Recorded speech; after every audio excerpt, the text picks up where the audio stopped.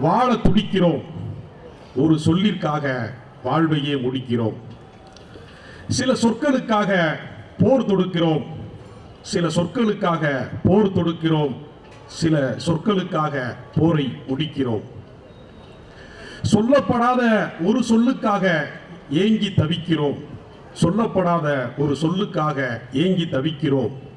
சொல்லப்பட்ட ஒரு சொல்லிற்காக நம்பிக்கை இழக்கிறோம். ஒரு சொல் சொல்லப்படக்கூடாதே என்பதற்காகத்தான் வரலாற்றில் இத்தனை தியாகங்கள் நிகழ்ந்திருக்கின்றன. ஒரு சொல் சொல்லப்படக்கூடாதே என்பதற்காகத்தான் வரலாற்றில் இத்தனை தியாகங்கள் நிகழ்ந்திருக்கின்றன.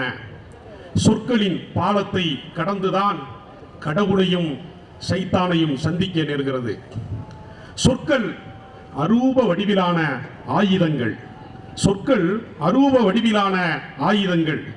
கண்ணுக்கு தெரியாத சொற்களின் வாழ்வீச்சில், கண்ணுக்கு தெரியாத சொற்களின் வாழ்வீச்சில் வெட்டுப்பட்டு கிடக்கின்றன பிரிக்க முடியாத பிரியங்கள். ஆர்ப்பரிக்கும் கடல் அலையாய் ஆசைகள், கண்கள் அறியாமல் கடந்து செல்லும் கண்ணீர் துளிகள், சில கனவுகள். அறியாமையின் பூனைக்குட்டிகள். துரோகங்களின் கூர்வாளை புன்னகையில் மறைப்பவர்கள், துரோகங்களின் கூர்வாளை புன்னகையில் மறைப்பவர்கள் முகத்திற்கு முன்னின்று போர் புரிவதில்லை. அன்பின் நம்பிக்கைகளுக்கு எதிரானவர்கள் சொற்களை விஷத்தில் ஊற வைத்து செவிகளுக்கு பருகத் தருகிறார்கள். நண்பனை போன்ற தோற்றத்தில் இருக்கும் எதிரிகளை, நண்பனை போன்ற தோற்றத்தில் இருக்கும் எதிரிகளை ஒருபோதும் வீரத்தால் வெல்ல முடிவது இல்லை. காலம் என்கிற வாழ்வின் மறுசுழற்சியில் அவர்கள் காணாமல் போவது இல்லை.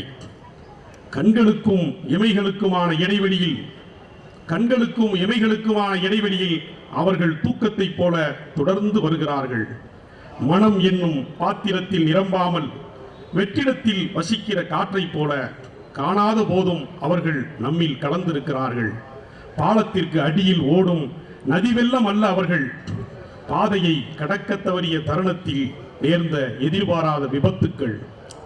நட்சத்திரங்களில் இருள் பூசி, நட்சத்திரங்களில் இருள் பூசி ஒளியை மறைத்துவிட நினைக்கும் அவர்கள் பகலில் கண்மூடி இரவை கனவு காணும், பகலில் கண்மூடி இரவை கனவு காணும் அறியாமையின் பூனைக்குட்டிகள்.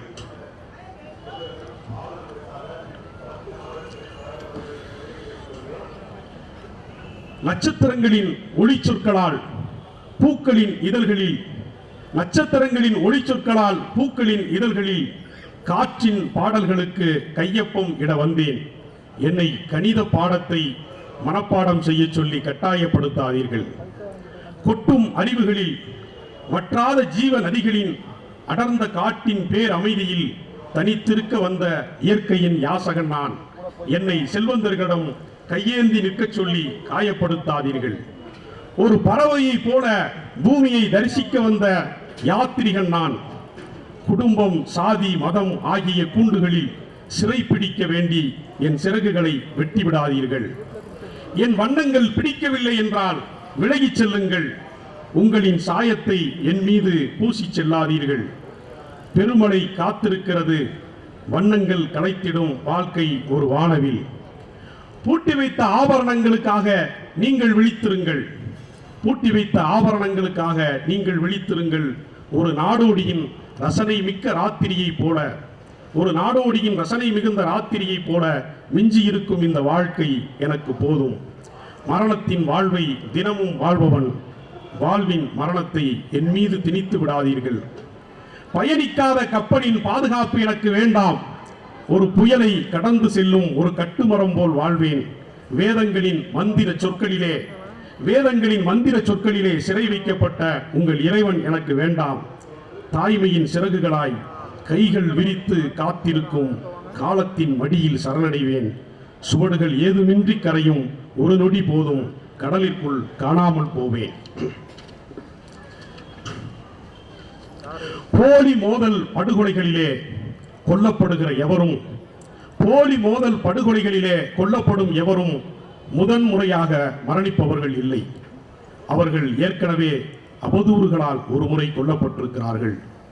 அவர்கள் ஏற்கனவே ஒருமுறை அவதூறுகளால் கொல்லப்பட்டிருக்கிறார்கள், தேச துரோகங்களாலும் கொல்லப்பட்டிருக்கிறார்கள், மன்னிக்கவே முடியாத மா பாதகங்களாலும் கொல்லப்பட்டிருக்கிறார்கள், பாலியல் வக்கிரங்களால் நீங்காத பழிச்சொற்களால் பலமுறை கொல்லப்பட்டிருக்கிறார்கள், கசியும் குருதி கரைகளால் ஒருபோதும் கரைந்து விடாத வண்ணம் தங்கள் அமைப்புகளின் பெயர்களையும் நோக்கங்களையும் எழுதி வைத்துவிட்டுத்தான் அவர்கள் இறந்து போகிறார்கள். முகம் சிதைக்கப்பட்ட நிலையிலும் அவர்கள் தங்களின் அடையாள அட்டையை சிதைக்க அனுமதிப்பதில்லை. அரச பயங்கரவாதத்தின் அநீதிகளுக்கு எதிராக